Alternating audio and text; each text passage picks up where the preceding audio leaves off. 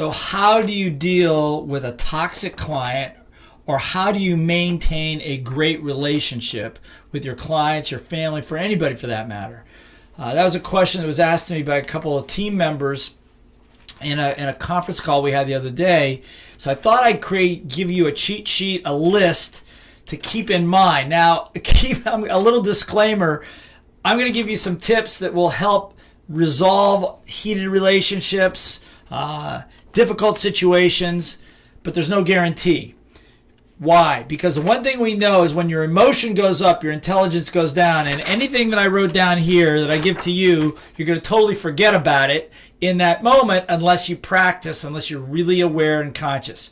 But I'm going to give this to you anyway, so at least you're not operating on autopilot, which is the last thing to do. Okay? So, great relationships with clients, particularly with clients. If you're going to, one of the things to do is to always make sure that you maintain a high level of frequency with your customers, with your team, those people. But make sure you have a reason for talking to them. Don't just call to chit chat. Call for a reason. If you're going to talk to them for a reason.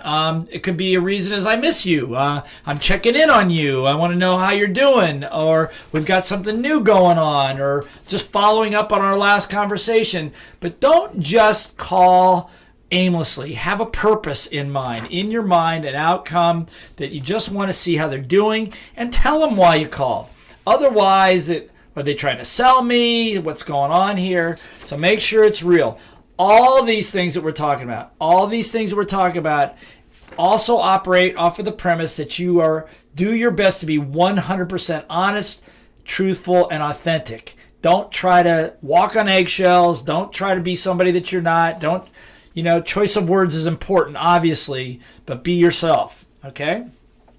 Number one, may have a reason. Number two, frequency. Number three, listen a lot. A lot.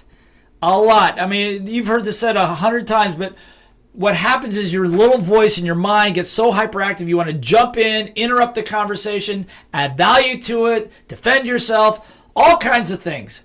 Just zip it and ask a lot.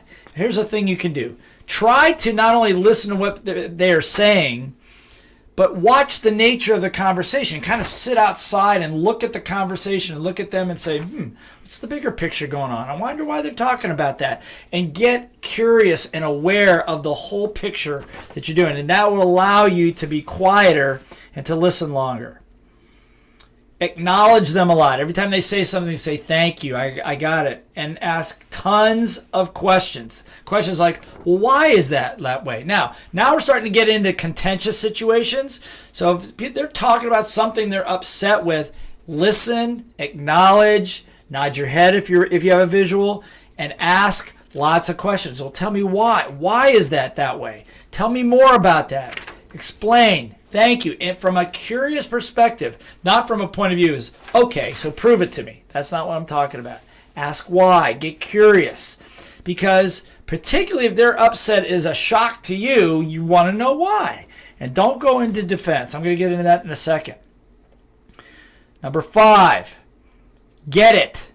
Get it. Get it. What's that mean? Get it. Somebody says they're upset.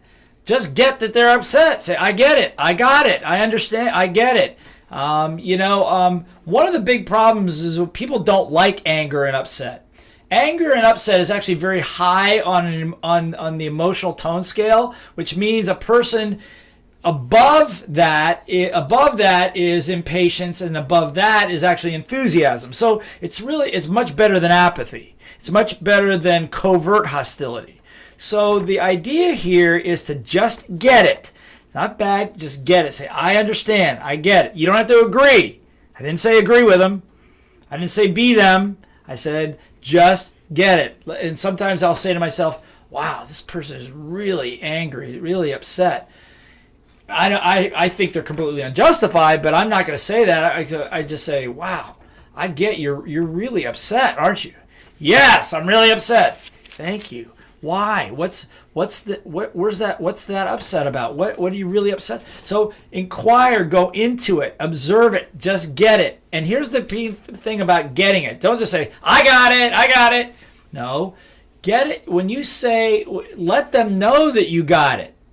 We used to call it getting gotten. My teacher, Marshall Thurber, used to call it getting gotten. So somebody's angry, sad, frustrated, whatever it is. If it's a negative emotion, say, I get it. I get you're frustrated. And rename the emotion if you can. We teach this in facilitation. So I get that you're really upset. Is that right? Are you upset? Yes, I'm upset. Say, I get that you're really angry. No, I'm not angry.